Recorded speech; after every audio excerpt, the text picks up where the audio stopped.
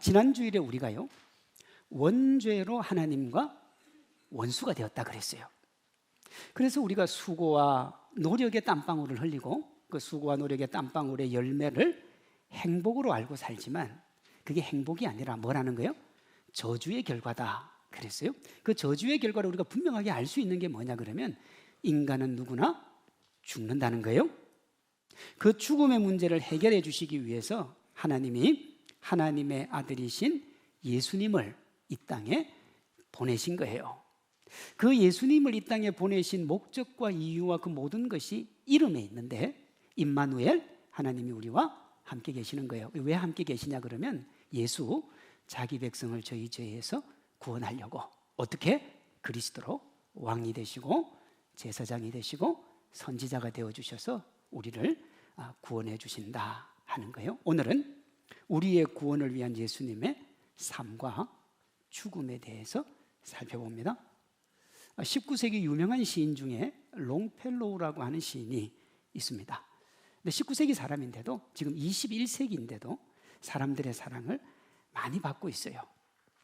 그거를 유명한 사람으로 지금도 많은 사람들이 사랑하는 사람으로 기억되는 하나가 뭐냐 그러면 그가 적은 걸 인생 예찬이라는 걸 때문에 그렇습니다. 인생 찬가라고도 하는데요.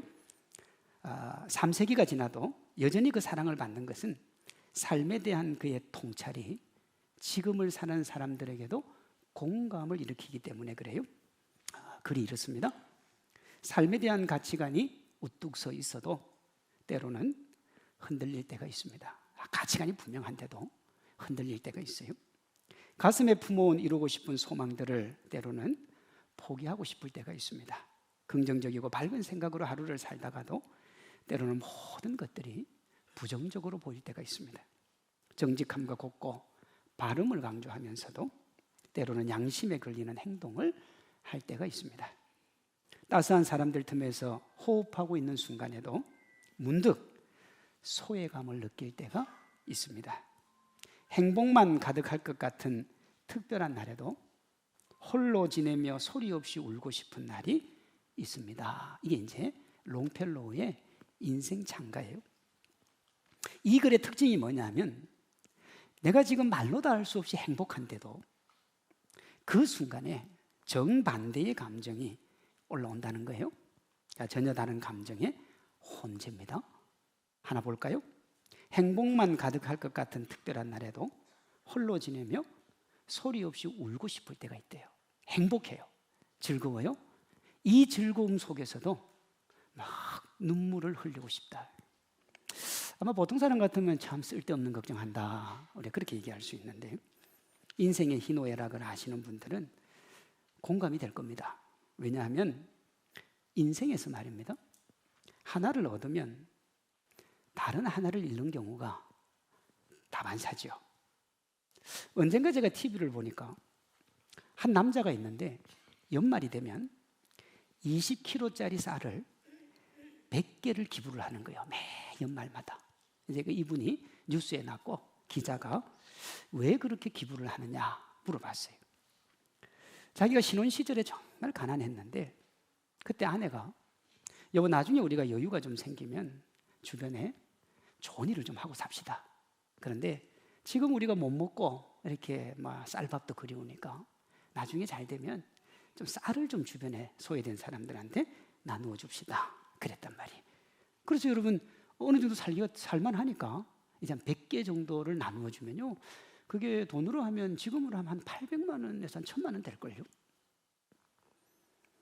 그 기자가 다시 물어요. 그런데 왜 우냐고.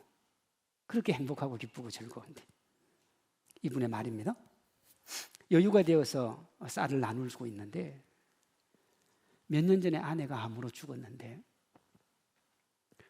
아내 생각에 눈물이 난다는 거예요.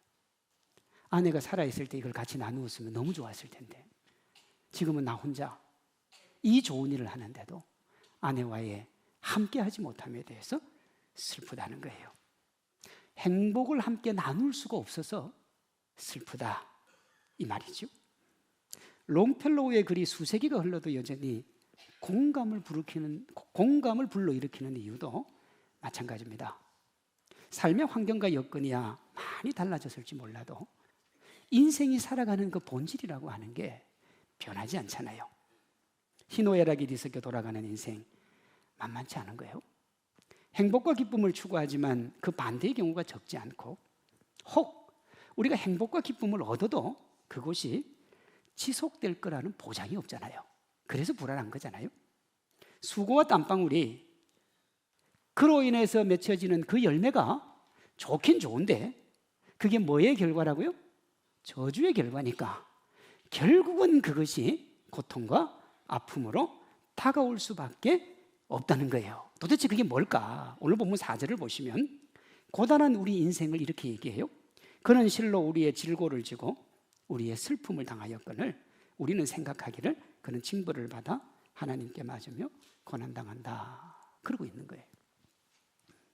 예수님이 이 땅에 오셔서 살았던 그 삶은 고난과 아픔으로 점철된 삶이었습니다. 4절은 그걸 뭐라고 그러느냐? 우리의 질고를 지고 우리의 슬픔을 대신한 거다. 그렇게 얘기해요. 질고의 뜻이 뭐냐 그러면 병으로 인한 괴로움, 그걸 질고라 그럽니다. 병 때문에 견딜 수가 없는 거예요. 사실 이 말씀은 좀 연세가 드신 분들은 이해가 확 올 수 있어요. 뭐 팔다리 안 쑤시는 데가 없고 비가 오면 또 무릎이 또 오기 전에 아프고. 그런데 젊은 분들이 이렇게 얘기할 수 있잖아요. 내가 아픈 데가 없는데 주님이 어떻게 내 질고를 졌냐. 키에르케고르라고 하는 사람은 모든 인간은 누구도 예외 없이 병을 가지고 있다. 그 병이 뭐냐 그러면 죽음에 이르는 병이다. 그랬어요. 그런데 키에르케고르가 그걸 가지고 책도 적었죠. 모든 인간에게 죽음에 이르는 병이 있는데 사람은 누구라도 그 병 때문에 괴로워한다는 거예요. 아무리 이 세상을 잘 살고 화려하게 살고 멋들어지게 살아도 그 죽음을 피할 수 없기 때문에 그 죽음에 대한 두려움을 가지고 살아간다는 거예요. 이 괴롭죠. 이게 질고입니다. 우리 주님이 이 끔찍한 죽음의 병을 대신 짊어지시기 위해 이 땅에 오신 거예요. 우리가 지난주에 살펴본 것처럼 예수님이 이 땅에 오셔가지고 덕본 건 하나도 없어요. 잉태부터 문제였잖아요. 잉태부터. 오죽했으면 요셉같이 괜찮은 사람이 마리아가 임신한 걸 알고 어떻게 끊으려고 했다고요? 조용히 끊으려고 했어요. 왜? 도대체가 이해가 안 되는 거예요. 어떻게 처녀가 아기를 배냐 이거예요. 자, 잉태가 문제가 됐죠. 태어난 것도 상상 불가의 장소였고 태어나자마자 망명길에 올랐어요. 아버지를 일찍 여였기 때문에 어렸을 때부터 가장 역할을 했다고요. 시기와 질투로 죽임을 당했고 끝에는 그렇게 자기가 사랑했던 12제자에게조차 버림을 받았어요. 수제자는 어떻게 했습니까? 내가 저 사람 모른다 부인했죠. 또 물어보니까 뭐라 그래요? 저주까지 해버립니다. 우리 주님 그렇게 버림받으셨어요. 그런데도 예수님이 이 고단하고 힘든 삶을 묵묵하게 걸어가신 이유가 뭐냐 그러면 어떻게 해도 주님 아니면 해결할 수 없는 인생이 가지고 있는 목마름 때문에 그랬던 거예요. 그거 해결해 주시려고 요한복음 4장 13절입니다. 예수께서 이르시되 이 물을 마시는 자마다 다시 목마르려니와 내가 주는 물을 마시는 자는 영원히 목마르지 아니하리니 내가 주는 물은 그 속에서 영생하도록 솟아나는 뭐가 된다고요? 샘물이 될 거다. 이 물을 마시는 자마다 목마른다 하는 이 말은 우리가 세상에서 얻어 누리고자 하는 행복과 기쁨을 의미합니다. 우리가 이 세상에서 행복과 기쁨을 위해 달려가는 그것을 설사 우리가 가진다고 해도 뭐는 해결할 수 없다는 거예요. 목마름을 해결할 수는 없다는 거예요. 왜요? 우리 알잖아요. 인간의 욕망은요 절대로 채울 수가 없어요. 한 사람의 욕망이 온 우주 만물을 다 줘도 채울 수가 없다고요. 그런데 인구가 몇 명이에요? 그 수많은 사람이 이걸 채울 수가 없는 거예요. 요즘으로 하면 부명의 권세입니다. 그걸 예수님이 뭐라고 하시느냐? 세상의 것을 얻고 가지는 것은 목마름을 해결하는 게 아니라 목마름을 더 어떻게 한다고요? 부추긴다고요. 만족을 모르는 인간의 욕망, 그 욕심을 말씀하고 계신 거예요. 이 말씀을 듣는 사람이 사마리아 여인이잖아요. 이 여자가 5번 결혼하고 6번째 남자하고 동거를 하고 있는 거예요. 와, 여러분, 여자가 한 인생을 살면서 이 정도면 족한 거 아닙니까? 5번 결혼하고 6번째 이혼하고 사는데, 그런데도 이 여자가 뭘 구하냐? 사랑을 갈구하는 거예요. 내용의 차이가 있을 뿐 우리도 별반 다르지 않아요. 명예를 구해서 명예를 얻지요. 권력을 추구해서 권력을 얻고요. 물질을 추구해서 물질을 얻습니다. 학벌을 추구해서 학벌을 얻어요. 그렇게 얻었으면 만족해야 하는데 어떻습니까? 자기가 얻은 물질보다 더 많은 물질, 자기가 가진 권력보다 더 많은 권력, 자기가 가진 학벌보다 더 높은 학벌에 목말라 하는 거예요. 죄송한 얘기입니다만 대통령까지 되었으면 최고의 권력을 가졌는데 저는 도대체가 이해가 안 돼요. 왜 저랬는지를. 그러면 여러분, 지금 정치인들은 다른 사람은 안 다릅니까? 야당 대표 정도 되면 그 권력이라는 게 어마무시합니다. 그런데 더 큰 권력을 위해서 목숨 걸고 가잖아요. 만족을 몰라서 그래요. 제가 아는 사람 중에 박사학위 5개 있는 분이 있습니다. 박사학위만 5개. 그런데 이분이 6개째 지금 도전하고 있고요. 제가 그 6개 따면 어떻게 할 거냐? 7개 도전할 거래요. 그 박사 7개 갖고 뭐 하려고 그래요? 솔로몬이 뭐라고 그랬냐면, 많이 아는 거는 번뇌를 더 한다 그랬어요. 근데 뭐 하려고 그렇게, 끝이 없어요. 여러분, 끝이 없어요. 끝이 없다고요. 그러니 어떠냐? 마시면 마실수록 목마름이 해갈되는 게 아니라 더 목이 마른 거예요. 작은 평수 살다가 돈 생기면 중간 평수, 중간 평수 살다면 대형 평수, 대형 평수에서 끝 안 납니다. 내가 사는 동네가 별로 안 좋은 데 같으면 남천동 가야지 이렇게 되는 거예요. 나는 그럼 남천동에서 부자 되면 나 강남 가야지. 여러분, 끝이 없어요. 끝이 없어요. 그러니 목이 끝없이 마르는 거예요. 바닷물 마시면 마실수록 목이 더 마른 것처럼. 누구보다도 이것을 잘 아시는 우리 주님이 뭐라고 하시느냐 하면, 그렇게 해서 목마름이 해결되지 않는다. 진실로 너희가 목마름을 해결하는 길은 내가 주는 물을 마시는 것밖에 없다는 거예요. 다시 요한복음 4장 14절입니다. 내가 주는 물을 마시는 자는 영원히 목마르지 아니하리니 내가 주는 물은 그 속에서 영생하도록 솟아나는 뭐가 된다고요? 샘물이 되리라 그랬다고요. 예수님이 이렇게 마무리 안 하고요. 요한복음 7장 37절에 또 이렇게 얘기해요. 예수께서 서서 외쳐 이르시되, 큰 소리로 외쳐 이르시되, 누구든지 목마르거든 내게로 와서 마시라. 나를 믿는 자는 성경의 이름과 같이 그 배에서 뭐가요? 생수의 강이 흘러나리라. 목마르지 않는 길은 여기밖에 없다. 계시록은 어떻게 되어 있어요? 천국에 가면 생명수 강이 있는데 생명수 강가에 생명의 열매가 사시사철 열리는 그 물, 이걸 생수의 강이라 그렇게 얘기하는 거예요. 목마름이 채워지지 않으면 삶이 고단하고 힘이 듭니다. 그래서 채우는데 여전히 채워지지 않는, 락학 얘기로 하면 인력혈학 때문에 더 욕망을 위해 달려가는 거예요. 그러니 이건 죽을 때까지 채워지지 않는데, 죽음이 뭐냐? 인생이 가지는 저주의 최후의 결과니까 이 인생을 어떻게 해결할 방법이 없는 거예요. 행복하면 그 행복이 사라질까 고단하고요. 고단하면 이 고단함이 끝없이 이어질까 불안하고. 여러분, 이 땅에서 예수님의 삶, 특별히 구원 사역을 향해 달려가신 3년의 삶은 목마름에 지쳐 있고 그로 인해 고단하고 아픈 삶을 사는 우리를 회복시키려는 발걸음이에요. 주님은 그 인생을 사셨고요. 그 정점이 십자가에 못 박혀 돌아가신 거예요. 오늘 본문 5절에서 7절입니다. 그가 찔림은 우리의 허물 때문이고 그가 상함은 우리의 죄악 때문이라. 그가 징계를 받음으로 우리가 평화를 누리고 그가 채찍에 맞음으로 우리가 나음을 입었도다. 우리는 다 양 같아서 그릇 행하여 각기 제 길로 갔거늘 여호와께서는 우리 모두의 죄악을 그에게 담당시키셨도다. 그가 곤욕을 당하여 괴로울 때도 그 입을 열지 아니하였으며 마치 도수장으로 끌려가는 어린 양과 틀 깎는 자 앞에서 잠잠한 양같이 그 입을 열지 않았다. 근데 신약 성경에 보면 내가 12영 되는 더 천사를 보내서 너희를 내가 진멸할 수 있다고 주님이 얘기를 해요. 그런데 그렇게 해요? 안 해요? 안 해요. 왜요? 그렇게 하면 우리의 목마름이 해결될 수가 없어요.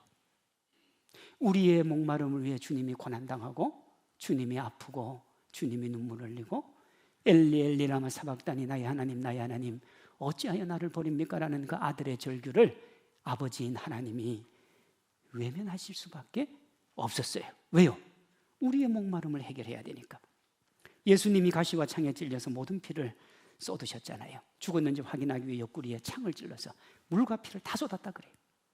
채찍에 맞으면서 살점이 떨어져 나갔다고요. 제가 언젠가도 말씀드린 것처럼 예수님을 때린 채찍 끝에는 뭐가 있었다고요?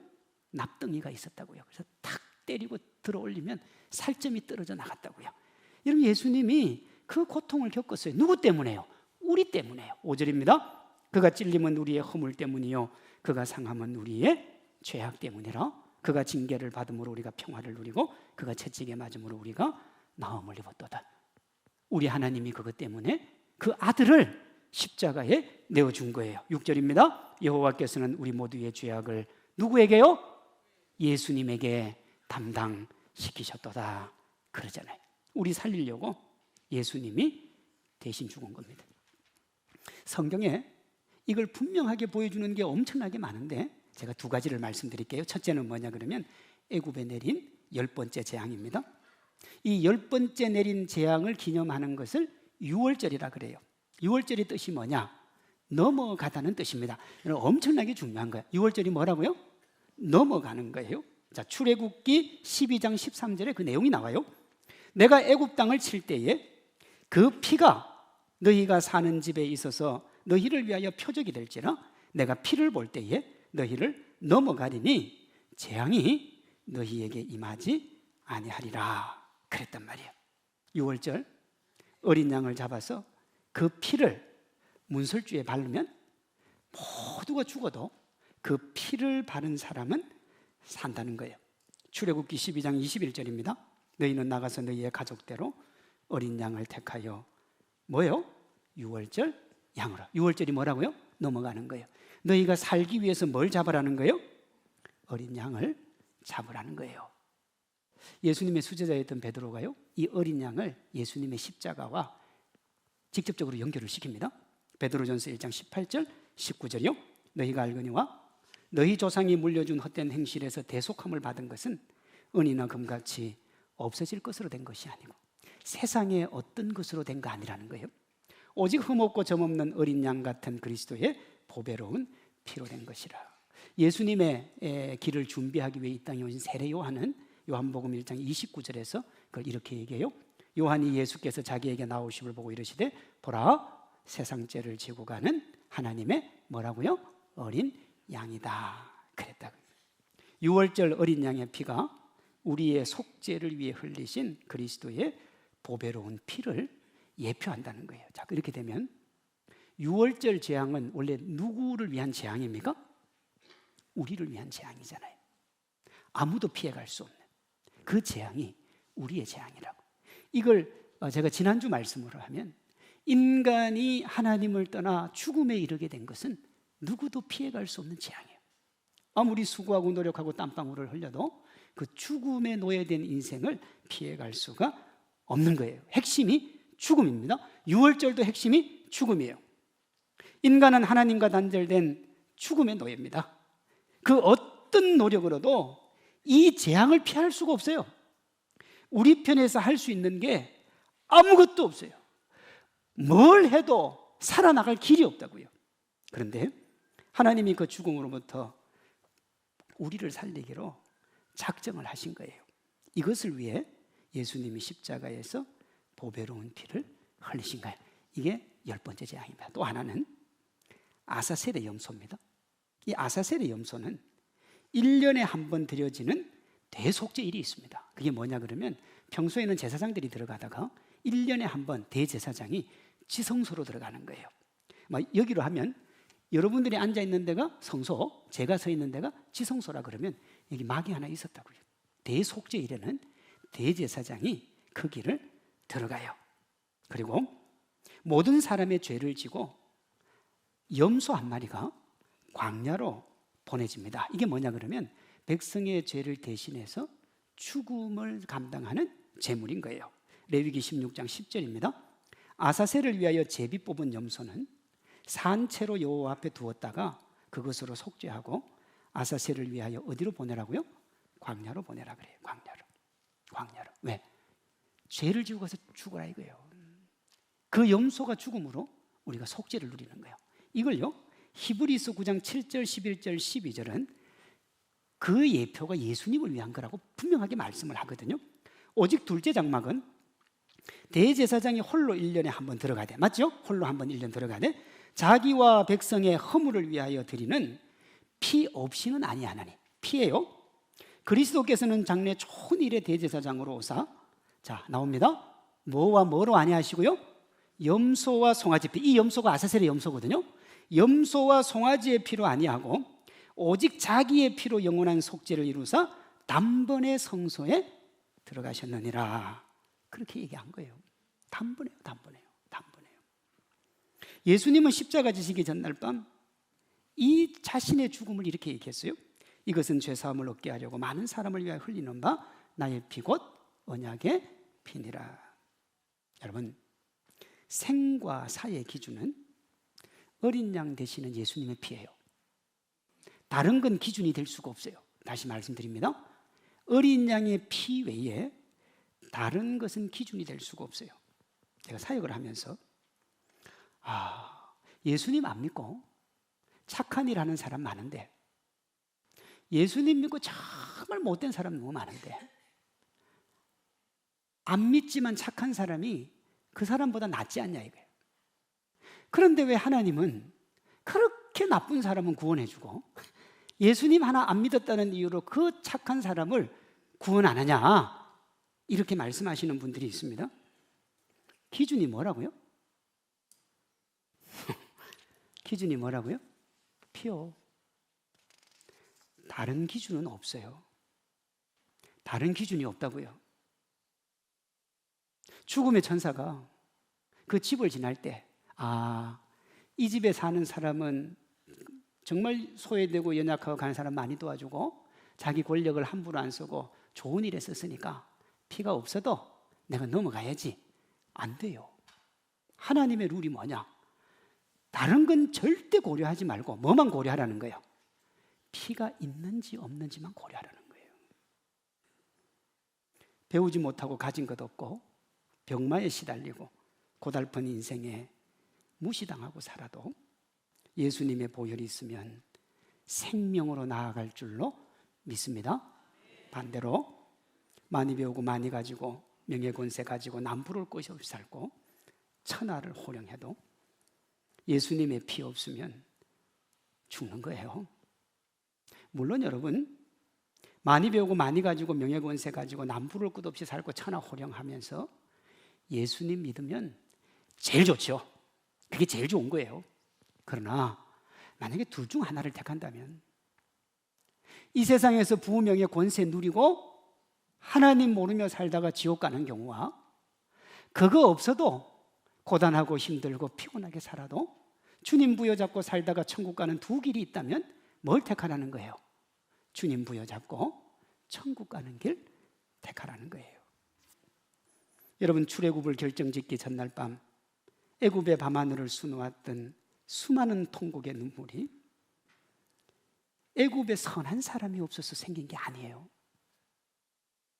애굽에 학식이 없어서 그런 일이 생긴 게 아니에요. 애굽이 다른 민족의 침입을 받아서 풍전등화의 위기에 처해서 생긴 게 아니라고요. 피라밋이 있었어요. 대단한 나라예요. 그런데 왜 그랬느냐? 피가 없었어요. 그 그리스도의 보배로운 피가 없었어요. 세상 거 가지고 떵떵거리며 살다가 주님 우습게 여기다가 그런 일 당한 거예요. 크리스찬은 하나님의 은혜, 예수님의 보혈의 능력으로 살아가는 사람인 줄로 믿습니다. 크리스찬이 세상 기대고 살면 세상과 함께 망하는 거예요. 망하는 거예요.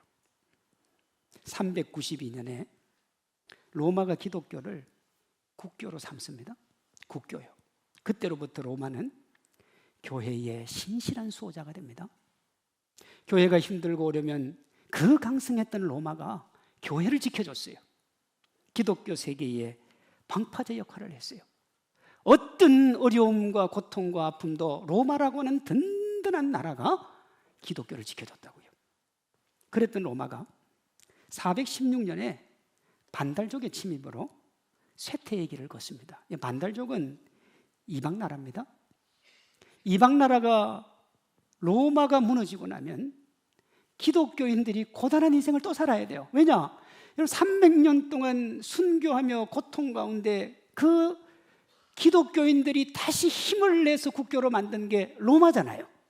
그런데 로마가 다시 무너지면 자기들은 다시 고난의 길을 걸어와야 된단 말이에요. 이게 반달족의 침입이거든요. 그래서 그리스도인들이 이때 신정론을 제기합니다. 신정론이 뭐냐? 하나님이 정의롭긴 하냐 이거예요. 우리가 믿는 하나님이 우리를 이렇게 힘들게 하는 반달족의 침략을 왜 보고만 있느냐는 거예요. 하나님의 교회를 수호하는 로마가 이방 민족의 침입에 무너지는데 왜 하나님 가만히 있냐는 거예요. 그때 히포의 주교였던 어거스틴이 그 하나님의 나라와 하나님의 뜻을 대변하기 위해 책을 하나 적습니다. 그게 최초의 역사 철학책이라고 불리는 하나님의 도성이에요. 여기에서 어거스틴이 뭐라고 그러느냐 그러면 세상 나라는 결국은 언젠가는 망한다. 그러나 하나님의 나라 영원하니 하나님의 도성을 바라보며 세상 나라에 일희일비하지 말라. 너희는 이 땅을 나그네와 순례자로 살아가는 사람인데 왜 세상 나라가 내 나라도 아닌데 거기에 일희일비하며 살아가느냐. 그로부터 1200년이 지난 1678년에요. 성경 다음으로 많이 팔렸다는 철로 역정이 존 버년에 의해서 세상에 나옵니다. 이 책은요, 하나님의 도성하고 똑같아요.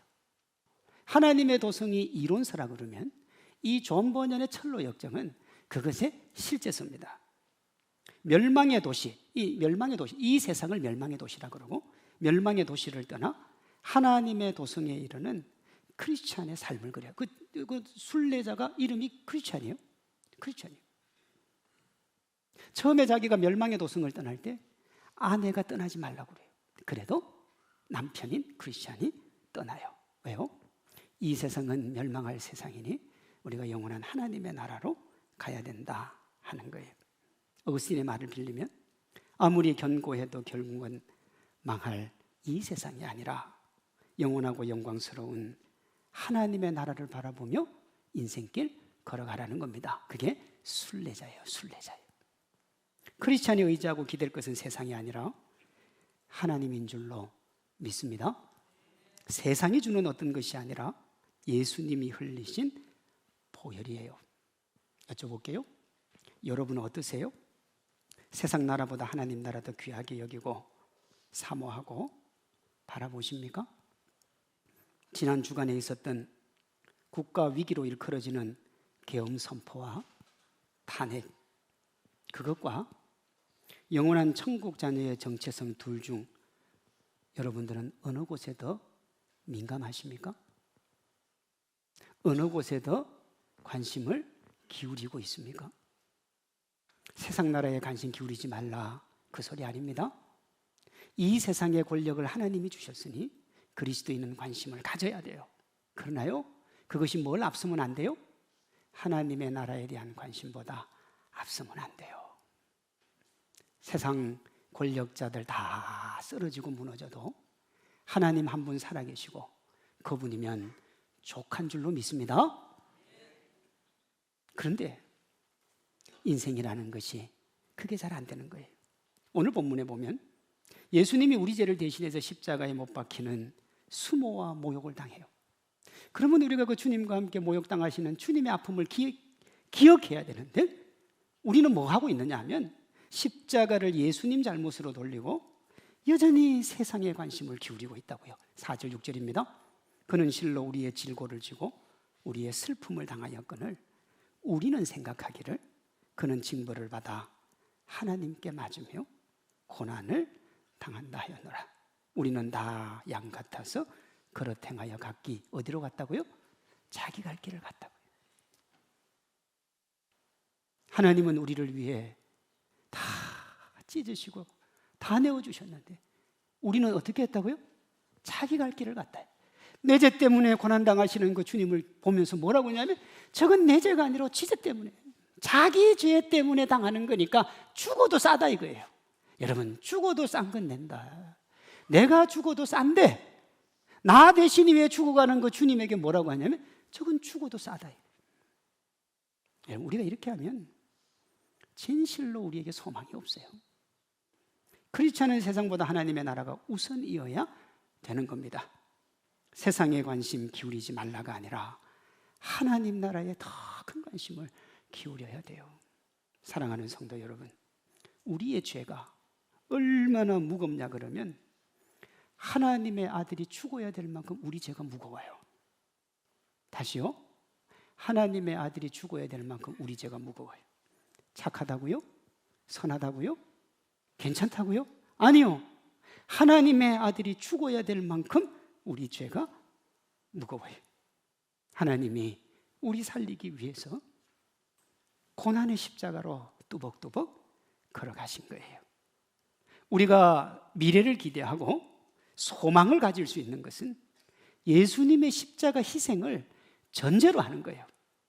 그것 없이는 어떻게 살아도 고난하고 아픈 인생이란 말이에요. 그러니 우리가 어떻게 해야 되겠습니까? 날마다 시마다 분마다 골고다 언덕 십자가 앞으로 나아가야 되는 거예요. 이 골고다가 재밌어요. 골고다의 뜻이 아람어인데 해골이라는 뜻이에요. 누가 해골이에요? 우리가 해골이에요. 영원히 죽을 수밖에 없는 인생. 우리는 십자가 앞에서 해골같이 흉측한 자기 모습은 보지 못한 채 전능하신 하나님의 아들을 향하여 손가락질하며 경멸하는 그 사람들을 보면서 예수님을 믿는다고 하면서 예수님을 욕되게 하고 있지는 않은지 우리 자신을 돌아봐야 돼요. 예수님을 자기 욕망 성취의 도구로 이용하고 있지 않은지 우리를 돌아봐야 돼요. 우리를요. 예? 여러분, 우리가 죄 짓고 살고 세상 사람보다 더 못하게 살면서 밖에 나가서 나 예수님 믿는 사람이에요, 그러면 안 돼요. 안 된다니까요. 뭐 다 아시는 분 아시겠지만 저는 식당에 가서 기도 다른 사람들 많으면 잘 안 합니다. 안 하는 이유가 있어요. 뭐 어떤 사람은 저를 뭐 이상하다고 볼 수 있지만 여러분, 기독교가 그렇게 욕을 바가지로 먹고 있는데 거기 앉아가지고 살아계신 하나님을 욕해요. 차라리 그렇게 할 거면 나 예수님 믿는데 저분들 밥값 내고 가면 그분들이 은혜 받는다니까요. 왜 저 사람이 내 밥값을 내줬대요? 저분이 예수님을 믿는데 하나님의 은혜와 사랑 누리라고 해줬답니다. 우리가 골고다 언덕에 올라가서 예수님 찌르고 고통스럽게 하면서도 자기가 무슨 짓을 하는지도 몰라 예수님의 마지막 남은 옷을 벗겨 히히덕거리는 로마의 군병들을 보면서 주님 뜻과 무관하게 살면서 주님 위에 산다고 말하며 다시 주님을 십자가로 내모는 능청스럽고 탐욕스러운 우리를 볼 수 있어야 돼요. 볼 수 있어야 돼요. 여러분, 그 성화를 보면 예수님 중요 부위는 가려져 있는데요, 실제는 아닙니다. 아예 발가벗긴 거예요. 발가벗긴 거예요. 그러면서 그건 누구 가지나 그 얘기하고 있었다고요. 여러분, 죄인으로 죽는 것이 마땅하면서도 자기가 죽어가는지도 모른 채 예수님을 죄인이라 칭하는 그 한편 강도의 모습 속에서 주님 앞에서 여전히 자신의 주장과 생각을 관찰하려는 완고한 자신을 볼 수 있어야 돼요. 그렇게 우리가 골고다 언덕으로 올라가야 되는 거예요. 어거스틴이요, 이런 말을 했어요. 고통은 동일하나 고통당하는 사람은 동일하지 않습니다. 그러니까 고통은 다 있지만 사람에 따라 다르다는 거예요. 악한 사람은 똑같은 고통을 당하면서도 하나님을 비방하고 모독하지만 선한 사람은 그 고통 속에서도 하나님을 찾고 하나님을 찬양합니다. 모든 사람이 무슨 고통을 당하느냐가 문제가 되는 게 아니라 어떻게 당하느냐가 문제입니다. 똑같은 바람이 불어오지만 오물은 더러운 냄새를 풍기고 거룩한 기름은 향기로운 냄새를 풍깁니다. 상황이 문제가 아니라는 거예요. 자, 여기 보세요. 내가 거룩한 기름이에요. 그럼 거룩한 기름은 바람이 강도가 세면 셀수록 좋습니까? 약할수록 좋습니까? 셀수록 좋습니다. 왜냐하면 바람이 강하게 불면 냄새가 확 퍼져가지고 너무너무 향기로운 냄새가 날 거니까. 근데 오물은 바람의 강도가 세면 셀수록 고통스러운 거예요. 왜? 똥 냄새가 진동을 하니까. 내가 어떤 사람이냐에 따라서 어떤 환경 속에 들어가더라도 전혀 달라지는 거예요. 믿음의 사람이 이 세상을 살아가면 그 어떤 것도 복되고 아름답게 바뀌고 하나님이 영광 받으실 줄로 믿습니다. 어떤 상황이라도 이기게 하시는 예수님 바라보며 승리하시고 향기로운 구원의 향기 풍겨서 주변 사람들 예수님께로 인도하는 복되고 아름다운 믿음의 주인공들 되시기를 주님의 이름으로 축원합니다.